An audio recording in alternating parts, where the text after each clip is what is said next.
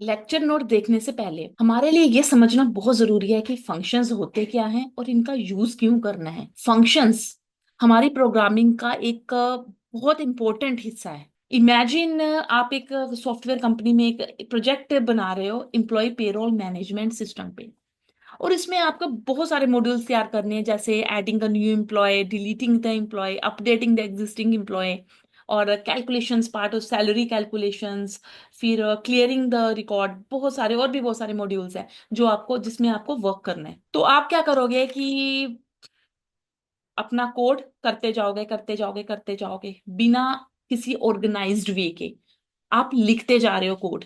ठीक है। तो कम्प्लेक्सिटी तब अराइज होती है जब आपको बोला जाए कि आपने जहाँ पे एम्प्लॉयज को अपडेट किया था, एग्जिस्टिंग एम्प्लॉय को, वो रिकॉर्ड कहाँ पे है, उसकी कोड कहाँ पे है। तो इतना कम्प्लेक्स, इतने सारे मॉड्यूल्स की आप कोडिंग कर चुके हो कि आपको ये चीजें देखनी पड़ रही हैं, ढूंढनी पड़ रही है कि आपने कहाँ पे कौन सा कोड लिखा है। और ये चीजें बहुत ज्यादा कम्प्लेक्स हो जाती है जब आप बिना ऑर्गेनाइज्ड वे के, अनऑर्गेनाइज्ड वे में ये काम करते हो। फंक्शंस इसी प्रॉब्लम का सॉल्यूशन है।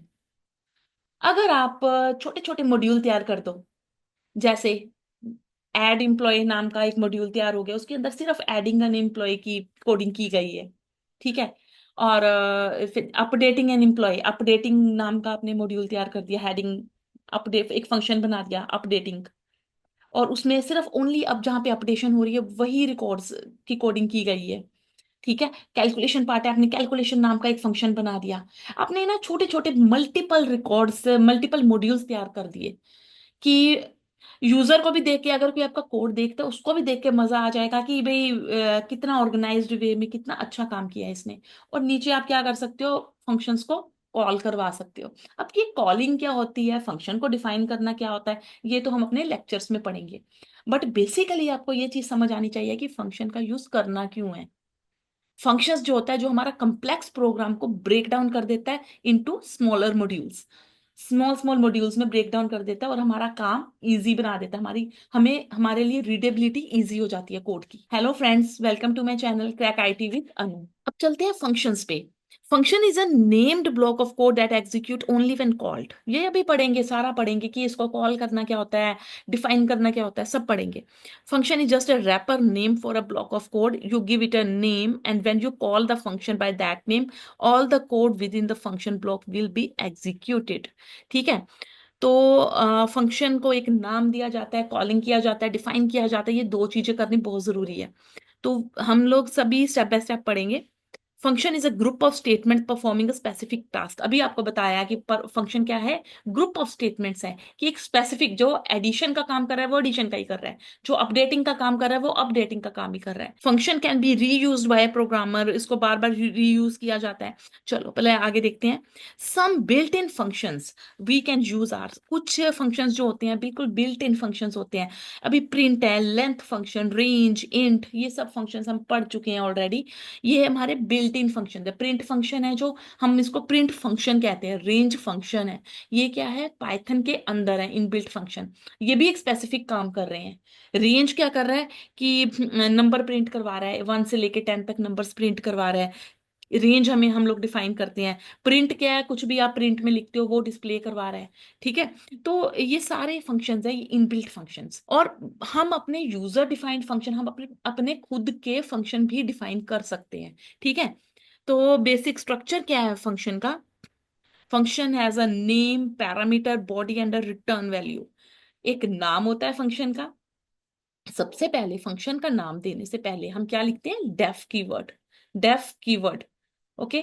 इसके बाद फंक्शन का नाम लिखते हैं, उसके बाद क्या, पैरेंथेसिस, पैरेंथेसिस, उसके बाद कॉलन। पैरामीटर्स क्या करते हैं, पैरामीटर्स क्या होता है कि पैरेंथ, ये ऑप्शनल होता है, ये पैरेंथेसिस के अंदर हम पैरामीटर देते हैं। A body, body of a function, और रिटर्न वैल्यू। ठीक है। तो ये भी ऑप्शनल पार्ट है, return value. Why use function, write once, use multiple times. अगर आप फंक्शन का यूज करते हो पहला, अगर आप एक बार फंक्शन यूज करते हो तो बार बार उसको रीयूज कर सकते हो।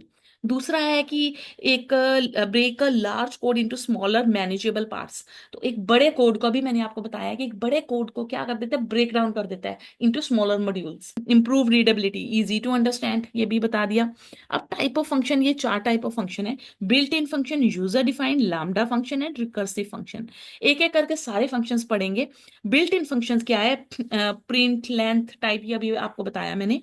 और यूजर डिफाइंड क्या है कि functions created by the programmer using a def keyword. जो प्रोग्रामर एक फंक्शन बनाता है ना, वो यूजर डिफाइंड फंक्शन है।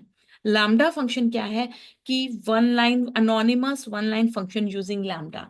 लैम्डा फंक्शंस भी हम आगे के लेक्चर्स में डिस्कस करेंगे। Recursive function, function that call factorial of a number that calls itself is called recursive function। तो एक प्रैक्टिकल एग्जांपल सॉल्व करके देखते हैं फंक्शंस की। मैंने एक नई फाइल बनाई, उसका नाम दे दिया function1.py। ठीक है, तो सबसे पहले मैं बेसिक आपको फंक्शन बताऊंगी। ठीक है, मैंने एक यहाँ पे लिखा डेफ।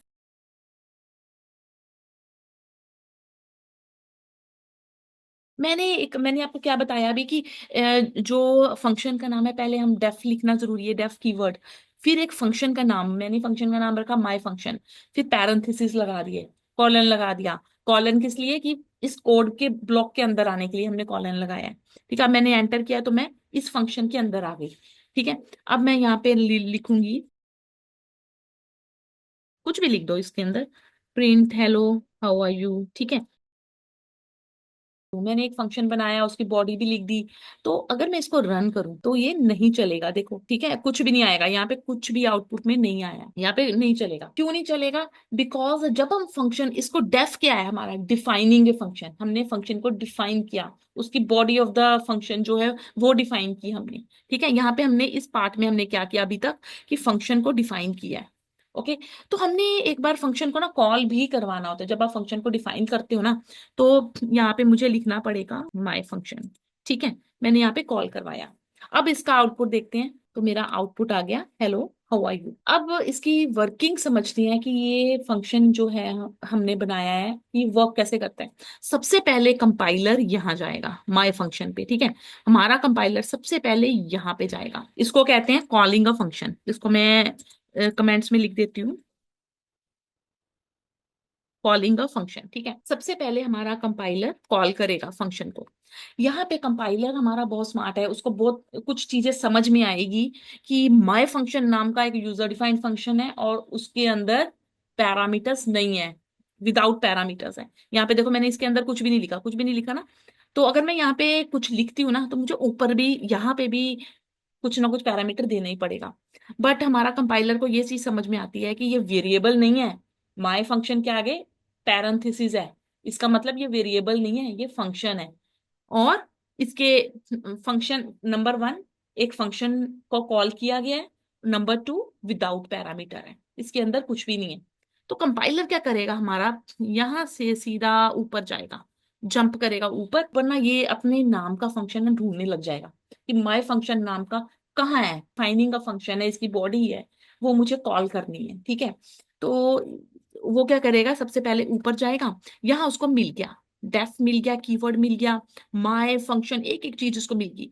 फिर वो यहाँ तक पहुंचेगा, वो सोचेगा कि इसके अंदर पैरामीटर्स नहीं होने चाहिए, नहीं तो एरर आएगा। तो यहाँ पे यहाँ तक गया, पूरा फंक्शन उसने घूमा, उसको विदाउट पैरामीटर मिल गया। ठीक है, तो उसको क्लियर हो गया कंपाइलर को कि ये मेरा ही फंक्शन है। ठीक है, जो नीचे कॉल करवाया गया है उसी को डिफाइन किया गया ऊपर। तो वो क्या करेगा, ये बॉडी ऑफ द फंक्शन इसको रन करवा देगा, एग्जीक्यूट। जितना भी आपने यहाँ पे मटेरियल लिखा, जो भी आपने लिखा है, जो भी आप इसमें कोड लिख रहे हो, सारा कोड को one by one, step by step run करवाएगा। ठीक है, तो अगर जैसे मैंने अभी एक और बना लेती हूँ, ग्रीट नाम का, एक मैंने यहाँ पे ग्रीट नाम का बना लिया। ठीक है, अभी देखो एरर मैसेज आ रहा है, तो मैंने यहाँ पे इसको ऊपर कर देते हैं, इसको ग्रीट को मैंने लिख दिया डेफ ग्रीट। ठीक है, मैंने एक और फंक्शन बना दिया ग्रीट नाम का। तो अब क्या होगा कि कंपाइलर जो है ना, सबसे पहले यहां से शुरू करेगा, पहले माय फंक्शन पे जाएगा, जो हमने कॉल करवाया है, फिर इसकी body of the loop execute करेगा कि इसकी बॉडी कहाँ पे है, ठीक है। पहले इसको ढूंढेगा, यहाँ पे जाएगा, फिर इसका पूरा जितना भी हम जो भी हमने लिखा हुआ है ना इस फंक्शन के अंदर ब्लॉक ऑफ कोड पे, ये सारा कुछ एग्जीक्यूट करवाएगा यहाँ तक, ठीक है। फिर इसके बाद क्या है, स्टेप बाय स्टेप जाएगा। पहले इसका जब पूरा एग्जीक्यूशन कंप्लीट हो चुका है, फिर वो नेक्स्ट वाले पे जाएगा, ग्रीट पे जाएगा, ठीक है। फिर इसकी बॉडी ऑफ द लूप ढूंढेगा। यहाँ नहीं, ऐसे नहीं होगा कि पहले ग्रीट एग्जीक्यूट हो जाएगा या बाद में माई फंक्शन होगा, ऐसे नहीं होगा। जो जिसको आपने पहले कॉल करवाया है ना, जैसे माई फंक्शन को पहले कॉल करवाया है, तो पहले एग्जीक्यूशन इसी का होगा। तो इसके बाद वो फिर से ऊपर जाएगा, ग्रीट को ढूंढेगा, डेफ ग्रीट, ठीक है। तो इसका body of loop, body of function है, वो एग्जीक्यूट करेगा। इसको भी रन करके देख लेते हैं एक बार। देखो, पहले यहाँ पे माई फंक्शन का एग्जीक्यूशन हुआ और इसके बाद हाई ग्रीट को एग्जीक्यूट किया। सेम वे में एक और प्रोग्राम, हम एक आर्ग्यूमेंट्स वाला भी एक प्रोग्राम करके देख लेते हैं। एक आर्ग्यूमेंट्स वाला एडिशन ऑफ टू नंबर्स का करके देख लेते हैं। बिल्कुल सिंपल प्रोग्राम है, program to add two numbers using function, ठीक है। तो इसमें हम लोग क्या करेंगे, नॉर्मली आपको पता है कि एडिशन ऑफ टू नंबर कैसे करने हैं। तो मैंने यहाँ पे लिख दिया डेफ एडिशन ए कोमा बी, दो पैरामीटर्स दे दिए मैंने।